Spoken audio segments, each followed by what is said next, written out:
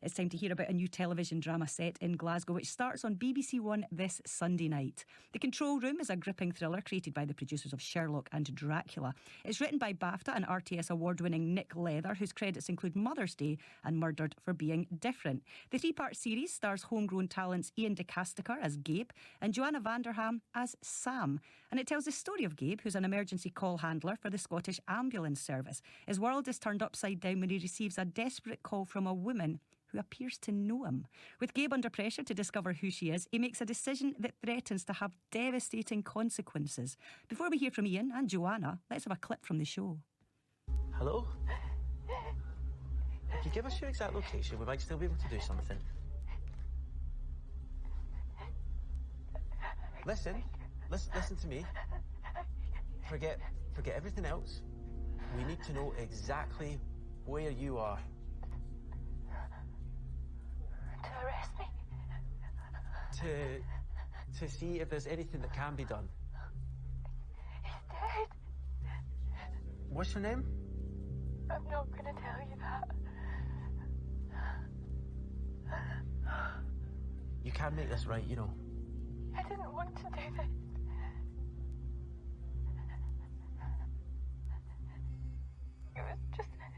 It was just in my head. I was so scared. I'm holding a good thought for you, okay? I swear. What? What? Oh my God. Gable. Gable, is that you?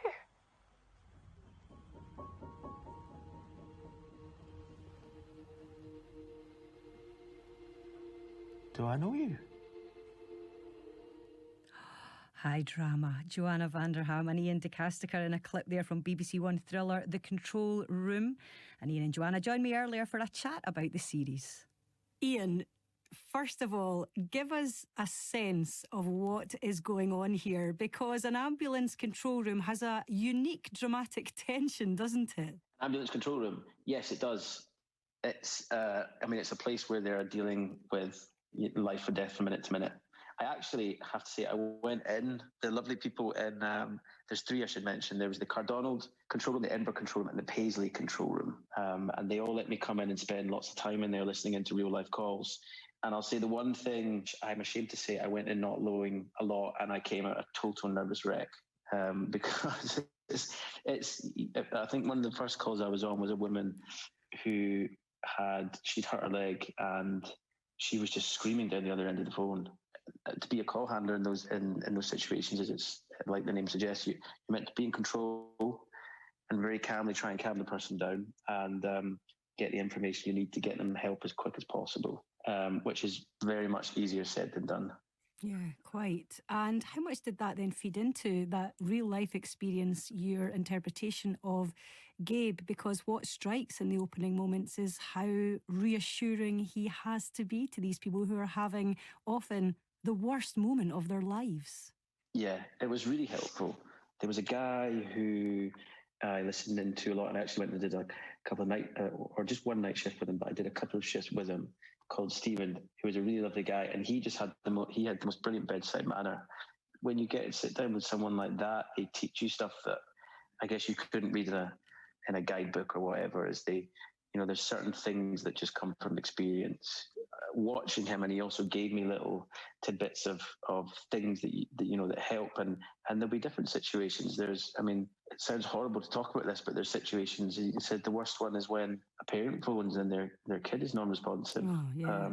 Which, God, you can imagine how horrific that would be. And so there's a line in the script that Nick, the writer, put in at some point that says, you are with people at their worst moments. Mm. And it's true. And so you have to, people that work in there, they have to suppress their emotions as protocol, I guess, which is a counterintuitive thing to do. But they're very good at it. And I would say about them is that the people that work in there is they probably don't get the credit that they're due, because it is kind of the invisible face of the emergency service. Yeah, quite. So this is where we meet Gabe in the opening scenes. Joanna, introduce us to your character and tell us what appealed about the role. So Sam is on the other end of that, and Nick Leather, who wrote The Control Room, mentioned that he was fascinated by the idea of what if someone who is supposed to be, dealing with these emergencies gets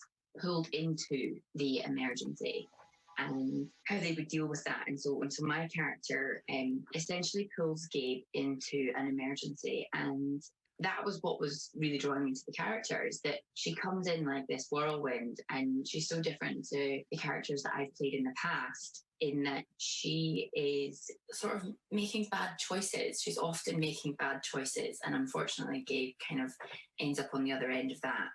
And I think what's beautiful about it is that we get to watch her learn that she's got more control. Again, it's this Control Room title keeps coming back. It keeps sort of showing itself to be the perfect title for the show, and that she does have a choice, and Gabe has choices, and they sort of allow each other to choose how they're going to live the rest of their lives.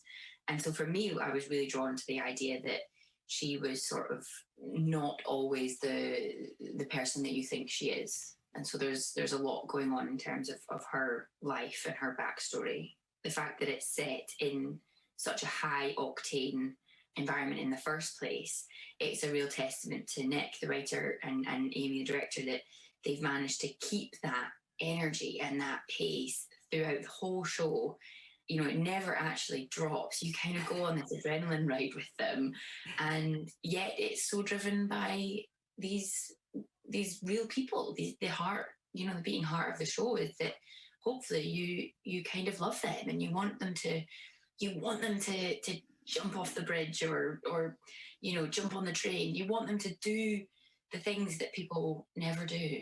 Yeah. Yeah, it's so true. Iain, I've watched the first episode, and to echo what Joanna's saying there, it really is a superb manifestation of that phrase, that escalated quickly, isn't it? It just goes. Absolutely. I guess from the first scene, there's a twist where Gabe is kind of unceremoniously pulled into his past. And from that moment on, it kind of becomes quite relentless. I guess in episode 1, we get into a little bit of backstory at the start of the episode, but there's probably a moment, I would say, that comes up in episode 1 that I remember when I read that in the script, I jumped out my seat, and since then I've seen when people have watched it, they've done the same thing. So, and from that point, it doesn't stop. There's not much room to breathe.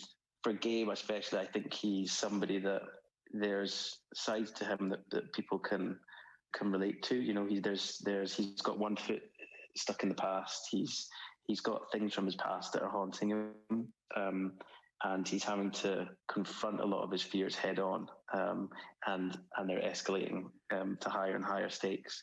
Yeah, quite literally. Joanna, that word control, as you say, resonates in all sorts of ways, and as do ideas of choice. There is a childhood friendship and mystery at the heart of this story. Do you think the show's also a reflection in some ways on the bonds we make and the lengths we'll go to? Yeah, absolutely. I mean, Iain and I were discussing the fact that it's quite rare to have a person in your life that you would go to these lengths for and with, and that makes their relationship quite extraordinary. And often I think an audience might watch it and think, well, why are you doing that? Why don't you just say no? Or why don't you walk away?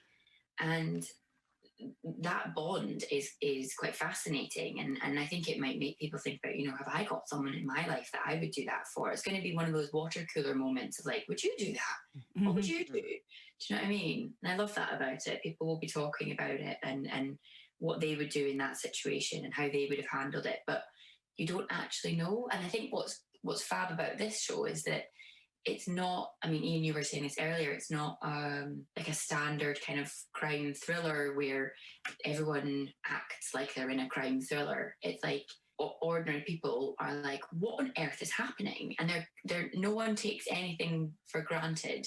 And the reactions feel very based in like, if this really happened to you, how would you react? And I kind of love that, and I think that makes it feel really, really modern and like something that we haven't really seen before. Iain, let's talk about some of the rest of the cast. Stuart Bowman, who recently saw in Guilt, plays your dad. He has got some presence, has he not? Yeah, I love Stuart to bits.